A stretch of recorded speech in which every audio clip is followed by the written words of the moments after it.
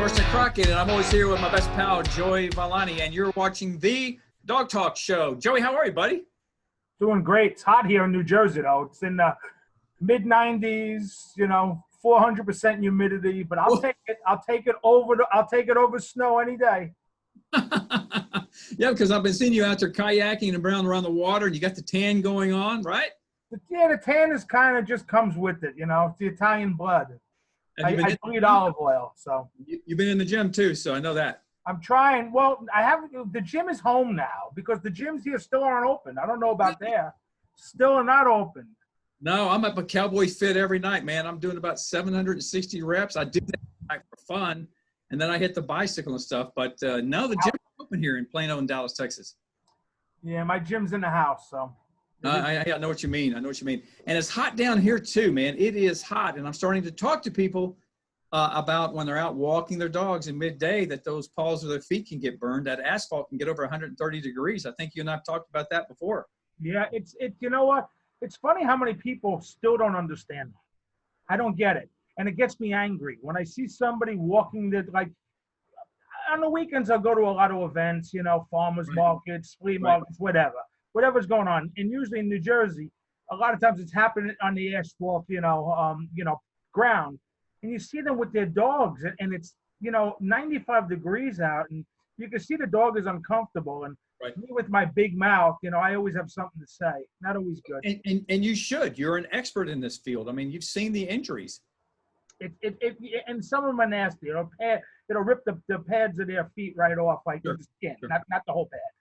Well, you know what? Talking about hot, today's topic is hot spots and which way we should go. So first of all, I'd love you to tell everyone what is a hot spot. A few of my dogs have had it in the past, and the veterinarians want to use antibiotics and all these other creams or wrap it up and stuff like that. And I've kind of got a new thing I want to talk about. One of my favorite dog people in the world, Miss Mary McKnight, has a Great Pyrenees. And I want to talk to you about what she did. But first, let's talk about the basis of what is a hot spot. Well, a hot spot is an acute dermatitis. Now, what does that mean? Because a lot of people say, what the hell is he talking about, acute dermatitis? More or less, it's a combination of inflammation and bacteria. Okay. I'm not going to compare it to this, but I am, so people can understand. Okay. Athlete's foot, that type of stuff, bacteria, swelling, inflammation, itching. The only difference is on a dog, it can happen anywhere. What they then do is they start chewing at it, and they make it worse. So they spread it by chewing it. And then there's fur, and it's inflamed, and it's pussy and yucky. It's gross. And a lot of times it can happen through regular allergies. So if your pet's allergic to the grass, let's say, because a lot of pets are, which is crazy, but they are, then they start chewing it, and then they get a bacterial infection, which turns into a hot spot. And depending on, really depending on the dog, it could be quite severe. Sure. And painful and irritating, and you just don't even want to touch it because it's so red and inflamed. It's very uncomfortable. So the vets are using antibiotics and some other creams and everything like that. What is your suggestion? Then I'm going to tell you what Mary McKnight came up with, which I think is brilliant. As far as grooming goes, number one, you keep it clean. Number two, everyone knows I work with a company, Equus. We have a product called Microtech that works wonders. But if you're not a professional, sometimes it's very hard. It's very hard to get. I've heard from veterinarians that bag balm, that's that udder butter that they use on cows' udders, works pretty good. But to be honest, the thing is, if you keep it dry, cornstarch, even a little Gold Bond powder, as long as they're not going to lick it, it could. That's hard to keep them from doing that. That's the problem. See, the powders, what they'll do is dry it out a little bit so the itching stops, so the healing process can begin. But that could take a while. Sure. Well, let me tell you something what Mary came up with, and I thought was absolutely brilliant, because I like everything 100% natural.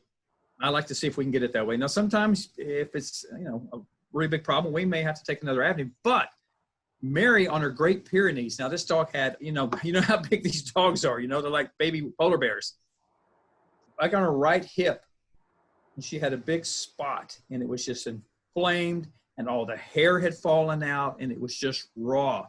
And it stinks. Mary had shown me this time on a wound she had before when she actually tripped and kind of busted up her knee a little bit. She put in a frankincense, okay? But the way she gets it on the dog is she also takes a teaspoon of frankincense, okay, with a tablespoonful of aloe. And she mixes it together and she puts it on the wound. And the dogs just seem to not have an issue with it at all.